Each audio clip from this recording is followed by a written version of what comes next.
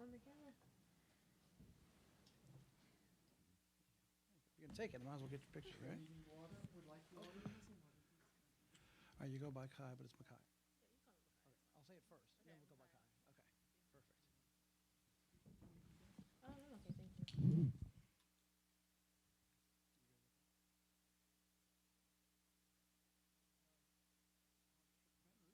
my goodness, we've eaten amazing. Yeah? Phenomenal.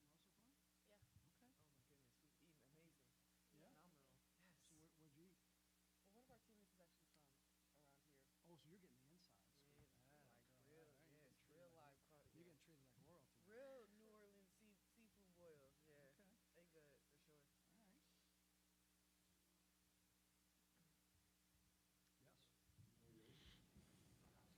Yes. All right, welcome back to the Baton Rouge Regional for the Women's NCAA Tournament. Please be joined by Jacksonville. We have two of the players here, Micaiah Miller and Priscilla Williams. Ask you to raise your hand, introduce yourself. If you have questions for the players, if you're joining us via Zoom, we will come to you as well. First of all, welcome to Baton Rouge.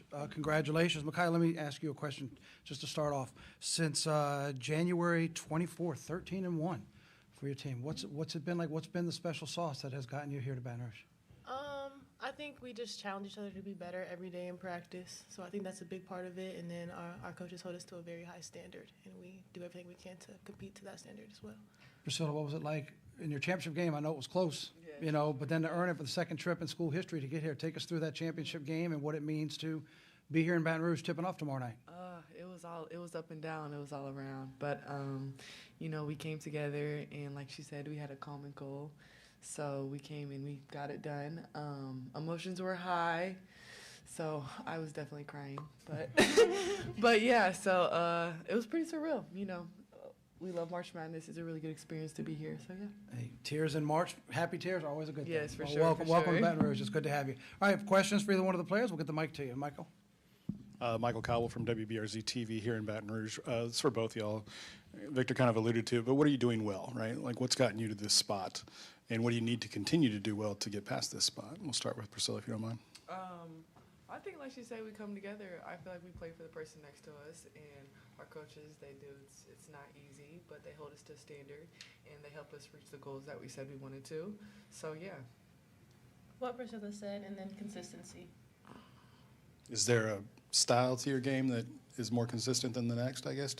So I asked this of Texas Tech, and they said defense, right? They said their defense has gotten them here. So I'm just curious, like, we haven't seen you all play. So give us a feel for kind of what your team does well. I think a big emphasis for us is our transition offense. We like getting the ball up fast, scoring fast before the defense can know what we're doing or setting up a play. So I think that's a good part of it. So you've seen LSU. They love to do the same thing, Yeah, right? they do. So this matchup, do you like that style of play? I do. I love that style of play. Getting out fast. It really challenges the defense to match up. It's really hard to match up when they're running at you full speed and you just shot a shot, good or bad. So. Priscilla, I'm assuming that means you have to run the floor a lot, right? I guess. Yes, for sure. But you look like you're built for it, right? I guess. Like, how much of that do you like that style of play? I do. Very fast pace. I feel like we get out and go. Then pretty much anybody can handle the ball. So if anybody gets a rebound, we all five go. So that's also, we're pretty versatile, I feel like. So yeah, it's gonna be a fun, fast-paced game. What do you think of matching up against LSU? Their brand, they call it Showtime, right? But obviously they've got some personalities. They've had some personalities in this game for a couple of years now. It's going to be Flage's last run here. Like, are you guys kind of preparing for like that crowd and what this place could be? Yeah, I think we've been in environments like this before. I mean, we played TCU, we played Texas Tech, we played a bunch of, Georgia Tech. We played high major teams before. So I think we're coming to this game. It's just another game to us. We're not all about the names. It's LSU. They're a great program, but we're here for a reason. So we're gonna show what we got.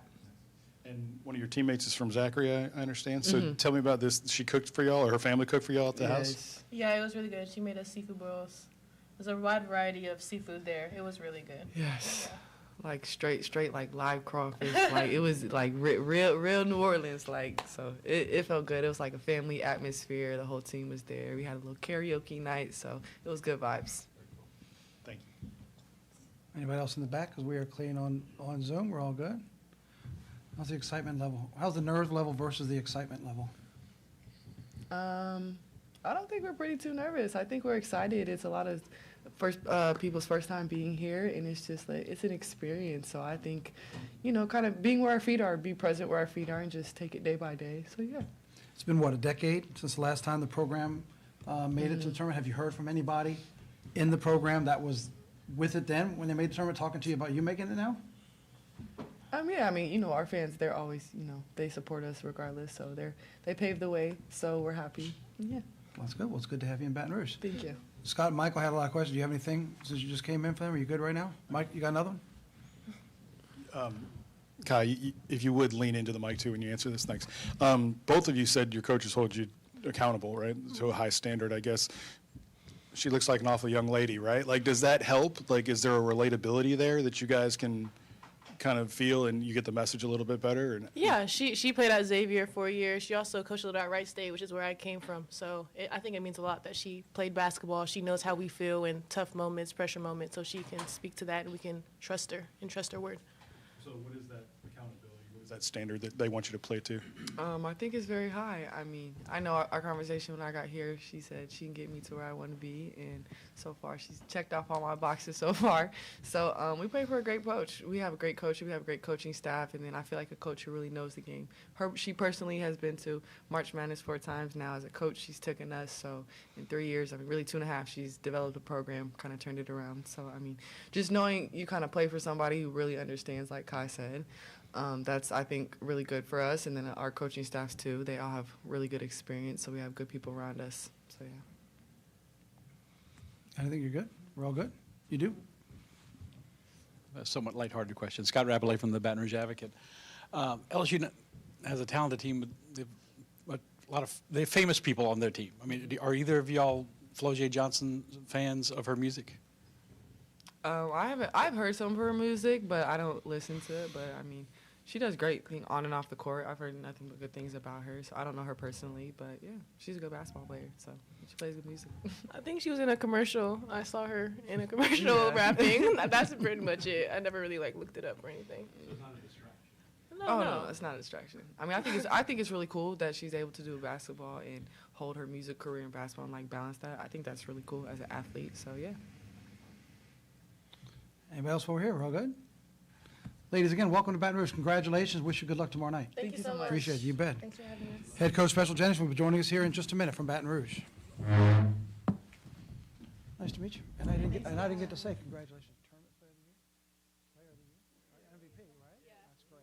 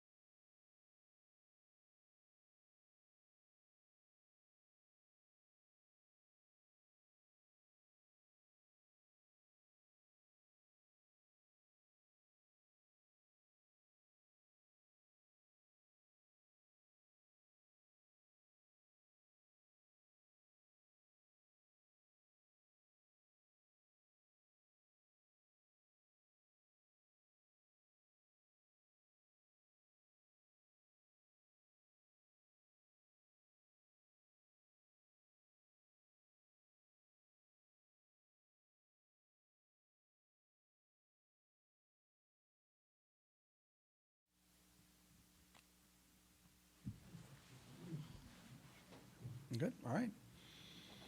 All right. We welcome you back to Baton Rouge, the women's regional for the NCAA tournament. Pleased to be joined by Special Jennings, head coach of Jacksonville. We'll be facing LSU tomorrow night in Game 1 at the Maravich Assembly Center. Welcome to Baton Rouge, Coach. We just enjoyed hearing from your players. Let me ask you first just your thoughts on the path to get here. 13-1 since mid-January. You heard what your players were saying. Let's get your perspective on the ride and the road to get here to Baton Rouge. Yeah, I mean, I feel like they said all the right things, right? We've worked extremely hard to be in this position. We've played a challenging schedule, which I believe has prepared them for this moment. And I'm just proud of how consistent we've been throughout the season, how resilient we've been, and how we've played for each other. What consistency changed from January 24th? That one loss was only a 3-point loss. You've been in a lot of close games, but to go 13-1 is pretty impressive on any level. You talk about consistency. What changed from December, January to the road you've had from that point to here?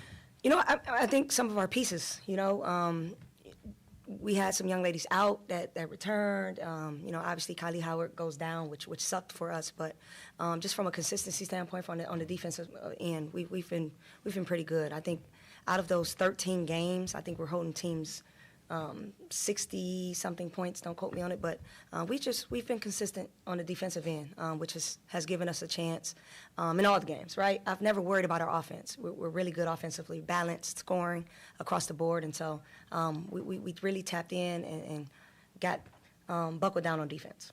Well, that's great. It's great to have you here. We'll Yeah, open thank up you. the questions again. We'll get a microphone to you. Introduce yourself for Coach, and we'll start with Michael, please. Michael Cobble, WBRZ TV here in Baton Rouge. You talked about the defensive pressure. You're going to have a challenge, right, in the leading scoring team in the conference or in the NCAA's, I guess. Just what do you see in this matchup, and how do you go about attacking LSU? Right. We have to figure out where our spots will be defensively, right? And saying it in this way, but offensively, we have to figure out who we can kind of pick on defensively, right?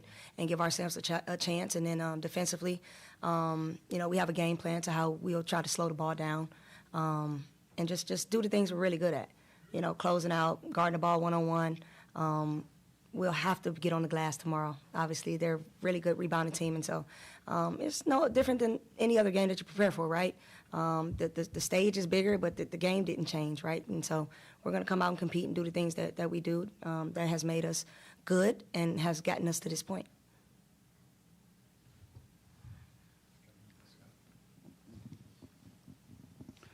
Scott Rapollet from the Baton Rouge Advocate. How do you make this not, it's an achievement to get this far, but how do you emphasize or make it a point to say you don't want to be satisfied with just making it to the tournament with your players? Yeah, I mean, it's the same thing I've been saying to everyone, players, media.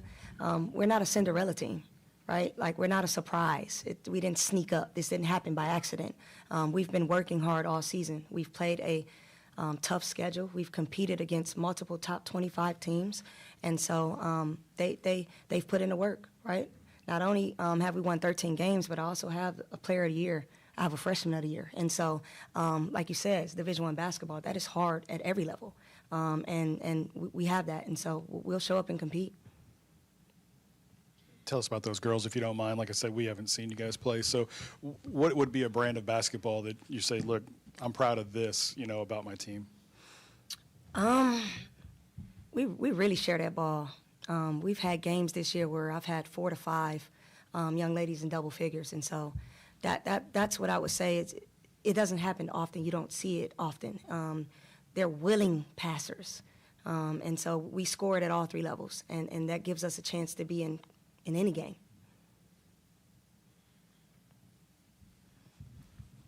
Tell us about your girl from Zachary. Just how did you find her, and what does it mean to her? All that, if you don't mind. She played at Cleveland State. Kylie Howard. She came from Cleveland State. I'm originally from Cleveland. One of my good sisters she's actually on staff at Cleveland State, and she really thought that this was a great kid that just needed a different environment, right? And so she thought that I'd be a great fit for her. And I looked at her in the portal, looked at her film. And just, got on the phone, kind of talked to her, see what she wanted to do, where she's coming from. The coaching staff didn't say a bad thing about her, right? And so she's athletic. She's skilled. I don't know if you've seen Kylie, but she's built, almost like an action figure. And so, she fit right into what we do here. Run, get out and run, finish. She can dribble. She can knock down a 15-foot jump shot. She started to become comfortable at stretching the floor, hitting that 3-ball, finishing around the basket, and then defending, right? Very good defensively because she's just physical. What does it mean to her to be here, right, in Baton Rouge, back in Baton Rouge? And what was that like to go to her house? I didn't go to her house. She transferred. And so got her out the portal. I'm sorry, I meant for the cross. Oh, yeah, that was amazing. That was amazing. I think, Kylie she's been great all season. She got injured the second game in conference, tore ACL. She's out for the rest of the year. And so I think it's beautiful that she's still just, both feet in with the team. It's not been, whoa, it's me. She's been involved in everything. She's continued to travel. She's been supportive. And I thought it was great, at her house yesterday. She has a beautiful home. Her family was there. They were excited for us to come. They did a phenomenal job of hosting us. And so the girls have been talking about it. Some of our support staff had a chance to go, and I think everyone enjoyed themselves. Yeah. Chessie Boucher with NBC 33 here in Baton Rouge. Coach Yo had a lot of success at Jacksonville. I wondered if you had talked to her, if she gave you any advice, because she always seems to play Kim Mulkey's teams really close. You know what? That's one of my girls, and so she's very supportive of me, right? As I am her, and so we talk basketball. Not necessarily about LSU, but we talk basketball on a consistent basis. But she may drop a few nuggets in there on what worked. That's what friends are for, right?